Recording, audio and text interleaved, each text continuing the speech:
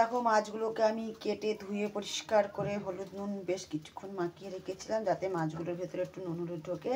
এবার আমি যাচ্ছি এগুলোকে ফ্রাই করতে। তোমাদের বলেছিলাম যে রেসিপি বানালে শেয়ার করব, তো সেই জন্য আমি তোমাদের সাথে একটু শেয়ার করছি। এবার ফ্রাই করে নিই। তোমরা হয়তো ভাবছো মাছগুলো গোটা গোটা ছিল, মাথাগুলো কোথায় গেল? মাথাগুলোকে জানো আমি কি করেছি? মাথাগুলোকে আমি কেটে কেটে ফেলে দিয়েছি, আজকে রাখিনি। তো চলো এবার ভেজে নেওয়া যাক। আমার প্রিয় কালো কড়াইটাতে তেল গরম হয়ে গেছে। দেখো মাছগুলো দিয়ে দিই এক এক করে।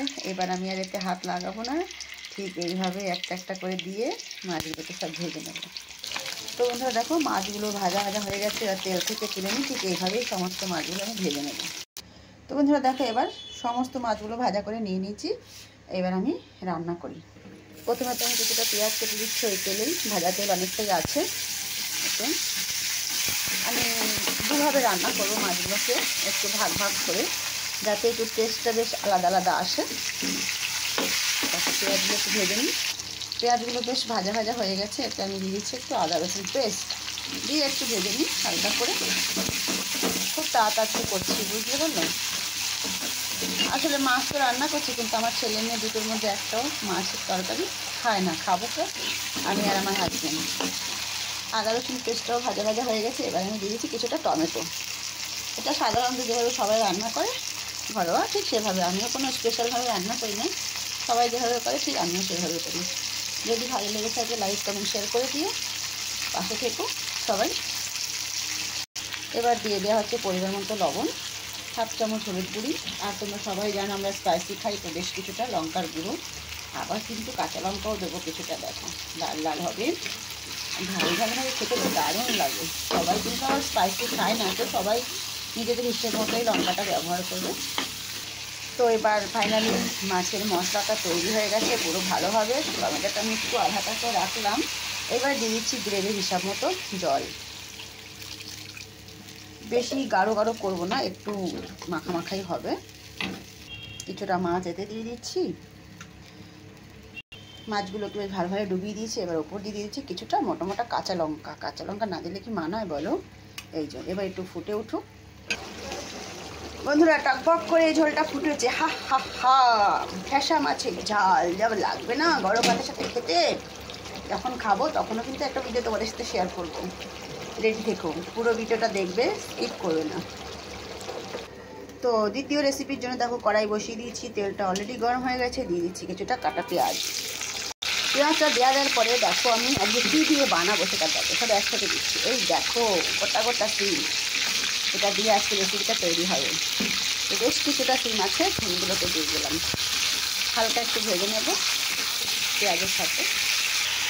সাথেই কিন্তু দিয়ে দেবো স্বাদ অনুযায়ী লবণ, কারণ লবণটা আগেই জন্য দেবো যাতে সিমগুলোর ভেতরে লবণটা বেশ পরিমাণ মতো চলে যায়।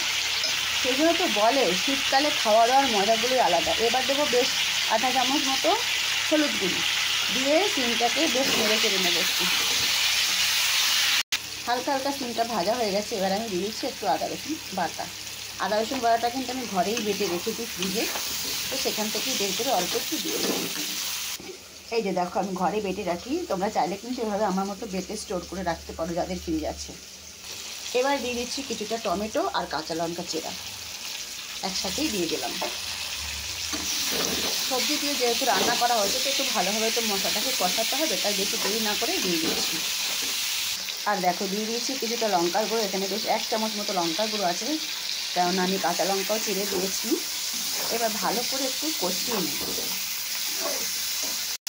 এই মশলাটাও কিন্তু বেশ ভালোভাবে কষানো হয়ে গেছে। দেখুন তেল ছেড়ে দিয়েছে, যা লাগবে না গোটা গোটা সিম দিয়ে মাছের ঝাল। ও পরিমাণ মতো জল দিয়ে দিচ্ছি গ্রেভিটার জন্য।